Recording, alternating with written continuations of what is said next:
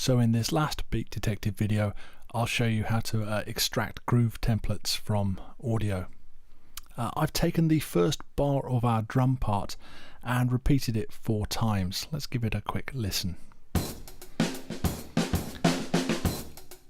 The slightly late first snare gives it an interesting sort of swing, which I might be able to use. Now my groove template, once I've got it, I'm going to apply it to an instrument, a MIDI instrument. So let's create the instrument now.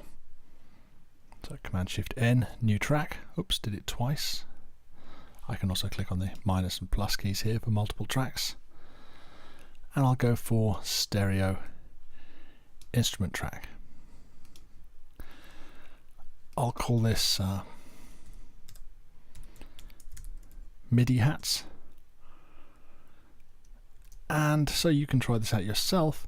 I'm going to use X-Band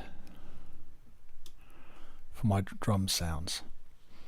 Now, rather than dial up a full preset, I'm just going to dial up one of these parts, because under drums I actually have a hi-hats menu which gives me a hi-hat on every single key. Okay, back to here. Now I want to quickly program in a hi-hat part, and I'm going to use something a bit different this time. I'm going to go to Event Operations and choose Step Input. So this allows me to actually put in my notes without actually any kind of a rhythmic side to my performance. It's going to be recording it onto the MIDI hats part. I'd like 16th notes, no tuplets or triplets.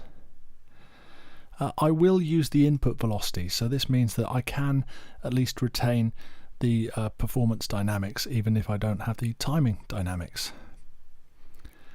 Now as soon as I start playing the keyboard, Pro Tools will enter notes.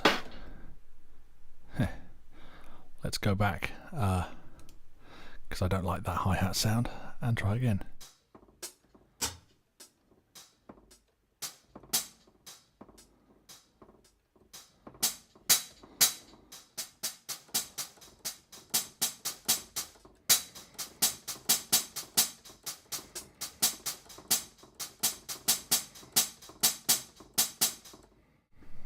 There we go.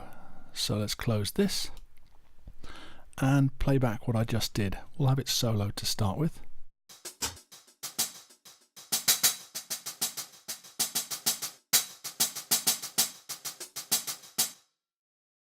So you can see it's totally straight. There's no sense of no sense of groove to it. Okay, next let's take my drum parts. Here we go. Let's turn off the solo. Actually, let's mute this for now.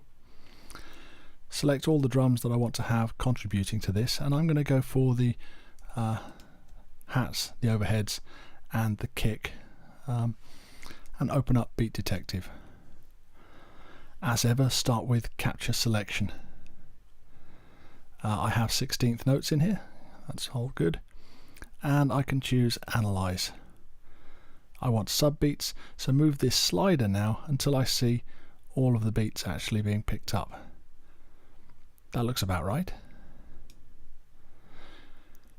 Next, click on Groove Template Extraction. And now I have the option here of extracting the actual performance groove of my actual drummer. This gives me 2 options. I can go to Groove Clipboard, or I can actually save it to disk if I wanted to. Well, keep it for another day. So I'll call this Late Feel, and that's done. All that needs to be done now is to apply that to my MIDI part. Let's hear the two together before I actually do this. And they're fighting against each other a little. Let's solo the hats so we can hear the effect. I'll do just the first bar to start with. Event Operations, Quantize, And rather than choose a quantized grid of a strict 16th note, I'm going to go down to my new late feel and apply this. And you can see it's actually moved the notes slightly. And let's have a listen back to it.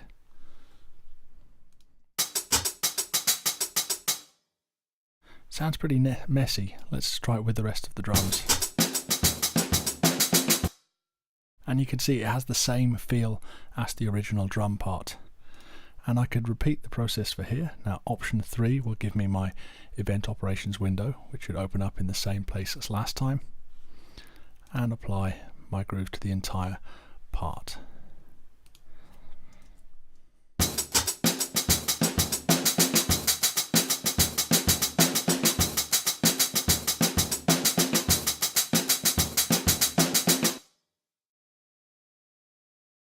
Okay, so it's unlikely you're going to be doing what I've just done here, which is to apply some badly timed performance to something else. But if you have a nice swing or groove to a drum loop, it makes it much easier to program your MIDI on top of it if you first capture that groove template. In the next video, we'll be starting to take a look at Elastic Audio.